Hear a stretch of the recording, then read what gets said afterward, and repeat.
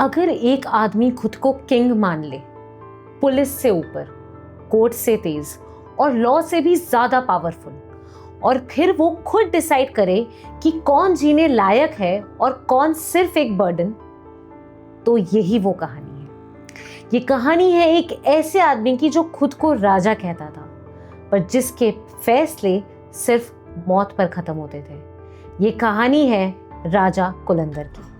Welcome to the crime show.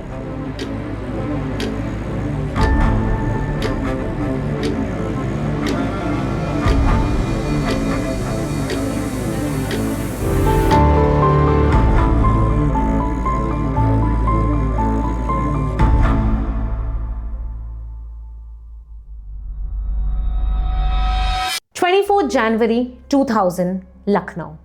सुबह का time था, normal routine. 22 year old Manoj Kumar Singh अपने घर से निकला। कोई टेंशन नहीं, कोई डर नहीं।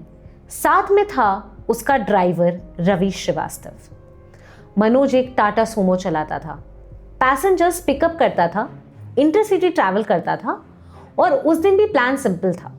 लखनऊ से निकलना है, रास्ते में पैसेंजर्स को लेना है, पैसेंजर्स को उनके स्टॉप पर ड्रॉप करना है और फिर सीधा रीवा, जो कि मध्य प्रदेश में है, उसकी तरफ ड्राइव करना है। वो बीच रास्ते में रुकते हैं अपनी टाटा सूमो को लेके और कुछ पैसेंजर्स को पिकअप करते हैं, जिसमें एक औरत भी होती है। कुछ देर बाद near Charbagh railway station Manoj और रवि चाय के लिए रुकते हैं और फोन पर अपने चाचा से बात करते हैं। ये लास्ट कंफर्म्ड मोमेंट था जब मनोज और रवि को किसी ने कांटेक्ट किया था या उनसे कांटेक्ट हुआ था। उसके बाद no phone calls, no messages, no sightings, जैसे कि दोनों हवा में गायब हो गए हों। शाम हो जाती है, मनोज घर में नहीं पहुंचता। रवि का फोन स्विच ऑफ। पहले फैमिली सोचती है शायद वो दोनों लेट हो गए होंगे। फिर एक रात गुजरती है, फिर दूसरी, फिर तीसरी, और तीसरे दिन फैमिली पुलिस स्टेशन पहुंचती है। मिसिंग पर्सन्स रिपोर्ट फाइल होती है लखनऊ में। पुलिस रूटीन प्रोसीजर फॉलो करती है। हॉस्पिटल्स भी चेक होते हैं, एक्सीडेंट्स रिकॉर्ड चेक होते हैं, नियर बाय डिस्ट्रिक्ट्स भी चेक होती हैं, पर किसी भी सर्च प्रोग्राम में कुछ भी नहीं मिलता है। ना ही वो दोनों और ना ही उनकी टाटा सूमो मिलती है। इस स्टेज पर भी पुलिस यही सोच रही होती है कि शायद उन दोनों के साथ रॉबरी हुई हो, शायद उन दोनों का व्हीकल चोरी हो गया हो, पर फैमिलीज को अंदर ही अंदर ये महसूस हो रहा था, ये एक आभास या इंट्यूशन आ रहा था कि ये जो भी हो रहा है ये नॉर्मल नहीं है। According to publicly available sources, कुछ दिन बाद शंकरगढ़ फॉरेस्ट, इलाहाबाद, जो कि आज का प्रयागराज है, जो लखनऊ से अच्छा खासा दूर है, वहां पर फॉरेस्ट ऑफिशियल्स को जंगल के बीच कुछ सस्पिशियस दिखा। वो सस्पिशियस थी 2 बॉडीज, डीकम्पोज्ड, म्यूटिलेटेड, डेलिबरेटली डम की हुई। उन बॉडीज की आइडेंटिफिकेशन होती है तो 2 नाम सामने आते हैं, Manoj Kumar Singh and Ravi Shrivastava. Postmortem reports confirms that ये एक्सीडेंट नहीं था, ये एक ब्रूटल मर्डर था। टाटा सूमो भी गायब थी, पर्सनल बिलोंगिंग्स गायब थी। किसी ने उन दोनों को प्लान के साथ मारा था और प्लान के साथ ही सारे एविडेंस को भी हटा दिया था। केस ऑफिशियली डबल मर्डर बन जाता है, पर एक प्रॉब्लम थी। इस पूरी सिचुएशन में कोई विटनेस नहीं था। 2000s का टाइम था तो कोई सीसीटीवी भी नहीं था, कोई भी सस्पेक्ट भी नहीं था, इसलिए कुछ कह पाना पुलिस ऑफिशियल्स के लिए मुश्किल हो गया था। केस धीरे धीरे ठंडा पड़ने लगा। महीनों तक कुछ नहीं पता चला, बट सडनली एक छोटी सी चीज इस पूरे केस को बदल देती है। वो होती है एक ब्राउन कलर का कोट। ये कोट पुलिस को मिलता है एक अलग, कंप्लीटली अनरिलेटेड इन्वेस्टिगेशन के दौरान, प्रयागराज के रूरल एरिया में एक आदमी के घर से। वो कोट मनोज का था और पहचान होती है उसके अंदर की स्टिच टेलर के टैग से। और जिस घर से कोट मिली, उस घर का ओनर था एक ऐसा आदमी जिसका नाम था राजा कुलंदर।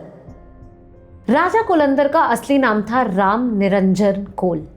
वो ईस्टर्न उत्तर प्रदेश के एक रूरल बेल्ट से बिलोंग करता था, जहां कोल ट्राइब हिस्टोरिकली मार्जिनलाइज्ड रही है। बचपन से ही उसकी लाइफ पावरलेसनेस के अराउंड घूमती रही। कास्ट आइडेंटिटी, लिमिटेड रिसोर्सेज और एक फीलिंग कि दुनिया उसके अगेंस्ट है। शुरू के सालों में Ram Niranjan completely normal life जी रहा था। He was married, he had children, he had a job. उसने ऑर्डेंस फैक्ट्री में काम किया था, जो एक गवर्नमेंट लिंक्ड डिसिप्लिन्ड एनवायरनमेंट वाली जॉब होती है। यानी कि राजा कुलंदर यानी कि राम निरंजन कोई इलिटरेट या डिस्कनेक्टेड आदमी नहीं था। He understood systems, he understood authority, और शायद वहीं से उसकी ऑब्सेशन शुरू होती है। अकॉर्डिंग टू रिपोर्ट्स, कुछ पॉइंट पर राम निरंजन ने अपना नाम छोड़ दिया। उसने खुद ही को नाम दिया Raja Kulandar. Raja because he believed authority सिर्फ पावर से आती है। कुलंदर एक twisted version of Kol identity, जैसे वो पूरी कम्युनिटी का रूलर हो। ये सिर्फ एक निकनेम नहीं था, ये एक सेल्फ डिक्लेयर्ड आइडियोलॉजी थी। वो मानता था कि लॉ है वो स्लो है, जस्टिस जो है वो वीक है, मैं फास्ट हूं और मैं ही फाइनल हूं। उसके लिए पुलिस, कोर्ट्स सब सेकेंडरी थे, डिसीजन मेकर वो खुद था। राजा कुलंदर के माइंडसेट का सबसे डिस्टर्बिंग क्लू मिलता है उसके बच्चे और बीवी के नाम से। उनकी वाइफ का असली नाम था गोमती देवी। His wife was renamed by him as Fulan Devi, inspired from the infamous bandit. उसने अपने बच्चों के नाम रखे थे अदालत यानी कि कोर्ट, जमानत यानी कि बेल, एंड आंदोलन यानी कि प्रोटेस्ट। सोचो, कोई आदमी अपने बच्चों को लॉ के टेक्निकल वर्ड्स के नाम पर रखे, इसका मतलब सिर्फ क्रिएटिविटी नहीं था, इसका मतलब था ऑब्सेशन। लॉ उसके लिए मोरालिटी का सिस्टम नहीं था, लॉ उसके लिए कंट्रोल का सिंबल था। वो खुद को कोर्ट मानता था, खुद ही को जज मानता था और खुद ही को एग्जीक्यूशनर। राजा कुलंदर एक मॉरल की तरह सोचता था, जो खुद को विलन नहीं मानता था। वो बिलीव करता था कि कुछ लोग सोसाइटी के लिए पॉइजन होते हैं, क्रिमिनल्स, करप्ट लोग, एक्सप्लॉइटर्स, सबको एलिमिनेट करना उसके लिए जरूरी था। अगर स्टेट नहीं कर सकती है तो उसके लिए वो खुद करेगा। इसलिए उसने कभी रिमोर्स नहीं दिखाया।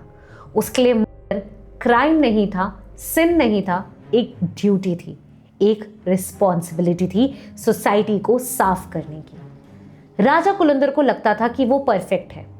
उसके हिसाब से वो जंगल यूज करता था बॉडीज को दूर डंप करने के लिए, विटनेस छोड़ता नहीं था और लॉ को कंफ्यूज रखता था।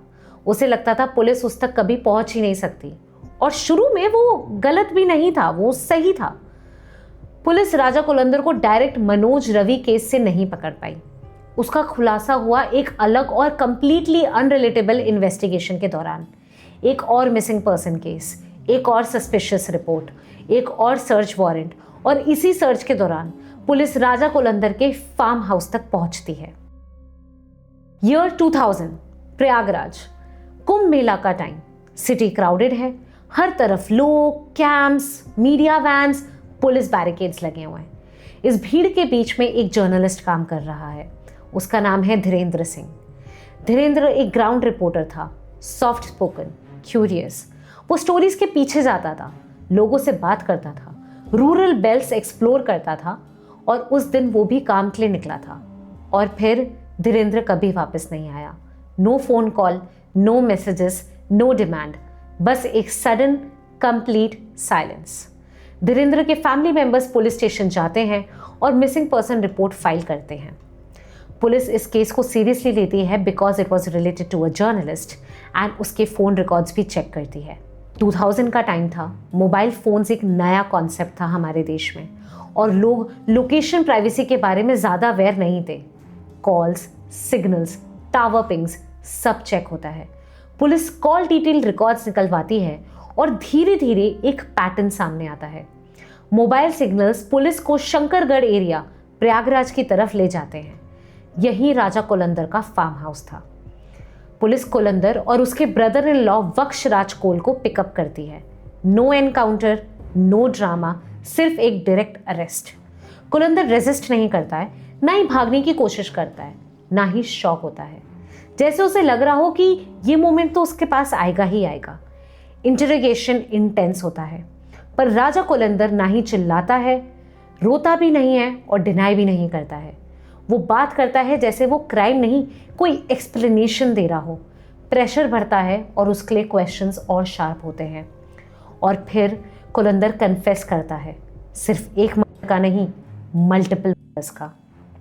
कोर्ट रिकॉर्ड्स और कन्फेशन के बेसिस पर धीरेन्द्र सिंह उसके पास्ट को एक्सपोज कर रहा था, कोलंदर के पास्ट को, कोलंदर की अथॉरिटी को चैलेंज कर रहा था और फ्यूचर में और ज़्यादा कोलंदर की इमेज को डैमेज कर सकता था।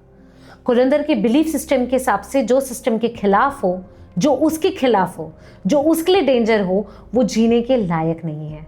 इन्वेस्टिगेटर्स के मुताबिक इसी पॉइंट पर कोलंदर ने डिसाइड कर लिया था that Dhirendra Singh will not leave alive.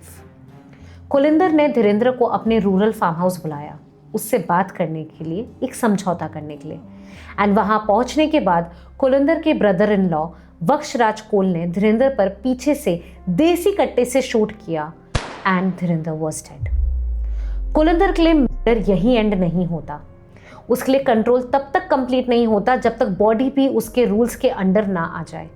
Investigators के अकॉर्डिंग बॉडी को डिसमेंबर किया गया, आइडेंटिफिकेशन मुश्किल बनाने के लिए रिमेन्स अलग अलग कर दिए गए, जंगल और पिट्स का यूज किया गया डिस्पोजेबल के लिए। ये स्टेप सिर्फ एविडेंस डिस्ट्रॉय करने के लिए नहीं था, ये एक मेथड था। कोलंदर अपने पहले विक्टिम्स के साथ भी ये सेम कर चुका था। सबसे डिस्टर्बिंग पार्ट तो ये था कि उसने धीरेन्द्र सिंह का स्कल प्रिजर्व किया और कुछ पब्लिक रिपोर्ट्स के एलिगेशंस के मुताबिक कोलंदर ने उसके ब्रेन को खाया और उसका सूप भी पिया, which makes him a cannibal, यानी कि आदमखोर। बट ये बात कंक्लूसिवली कोर्ट में प्रूव्ड नहीं है, तो उस पर कुछ भी कहना सही नहीं होगा। And he said that his pattern was same for every victim. Police को उसके फार्म हाउस से एक डायरी मिलती है। डायरी में विक्टिम्स के नाम डायरेक्टली नहीं थे, कोड नेम्स यूज किए गए थे, डेट्स, मर्डर्स का रिकॉर्ड, लोकेशंस और क्रिप्टिक नोट्स भी लिखे थे। ये डायरी प्रूव करती है कि मर्डर्स जो थे वो रैंडम नहीं थे, वो अपने क्राइम्स को प्लान और डॉक्यूमेंट करता था। और उसके लिए ये केओस नहीं, एक सिस्टम था, एक ऑर्गेनाइजेशन था। इसी डायरी में धीरेन्द्र का नाम था, साथ में मनोज सिंह और रवि श्रीवास्तव का भी नाम था। इसी फार्मर्स पर वो ब्राउन जैकेट भी मिली थी और बाकी रॉबरीज का सामान एंड वो टाटा सूमो भी मिली थी। टाटा सूमो को कोलंदर पर्सनली और अपने क्राइम्स के लिए यूज करता था। सर्च के दौरान फार्म हाउस में एक और खतरनाक चीजें मिली, बहुत सारे ह्यूमन रिमेन्स एंड ट्रॉफीज की तरह सजाए हुए 14 skulls, silently placed, cleaned, preserved. इस मोमेंट पर पूरा इन्वेस्टिगेशन फ्रीज हो गया था। ये एक नॉर्मल केस नहीं रहा। सबसे डिस्टर्बिंग बात ये नहीं थी कि स्कल्स मिले, सबसे डिस्टर्बिंग बात ये थी कि कैसे मिले। स्कल्स एक दूसरे पर फेंके हुए नहीं थे, वो रैंडम पाइल में नहीं थे, वो इंटेंशनली रखे गए थे। कुछ पेंटेड, कुछ पेड़ों से लटके हुए। फोरेंसिक टीम बुलाई जाती है, स्कल्स को केयरफुली डॉक्यूमेंट किया जाता है, approximate age, possible gender and time since death. ये स्कल्स अलग अलग टाइम पीरियड्स के थे। इसका मतलब ये एक सिंगल इंसिडेंट नहीं था, ये ईयर्स के मर्डर्स का रिजल्ट था। इन्वेस्टिगेटर्स और साइकाट्रिस्ट के अकॉर्डिंग राजा कोलंदर स्कल्स इसलिए नहीं रखता था क्योंकि वो उन्हें डिस्पोज नहीं कर सकता था। वो स्कल्स इसलिए रखता था क्योंकि हर स्कल उसके लिए एक रिमाइंडर था कि मैं डिसाइड करता हूँ कौन जीता है और कौन नहीं। कोलंदर खुद को किंग मानता था। किंग ट्रॉफीज रखते हैं, उसके लिए ट्रॉफीज वो स्कल थे। उसके लिए विक्टिम्स लोग नहीं थे, they were objects, records, numbers. Serial offenders अक्सर अपनी ट्रॉफीज को देखकर अपने क्राइम्स को मेंटली रिलीव करते हैं। ये रिमोर्स नहीं होता है, ये एक सैटिस्फैक्शन होता है। उसके कैनिबल होने की बात प्रूव्ड नहीं है, बट रिपोर्ट्स के मुताबिक उसका अपने का विक्टिम्स का ब्रेन खाना या सूप पीना वॉज लिंक टू कोलंदर्स आइडियोलॉजी कि अगर मैं इन लोगों का ब्रेन खाऊंगा तो मेरा ब्रेन भी बढ़ेगा and I will get their knowledge. 2025 ये वही केस था जो जनवरी 2000 में शुरू हुआ था, जब मनोज कुमार सिंह और रवि श्रीवास्तव गायब हुए थे। 25 साल, इतना टाइम लग गया जस्टिस को एक जंगल के कोने से कोर्ट रूम के सेंटर तक पहुंचने में।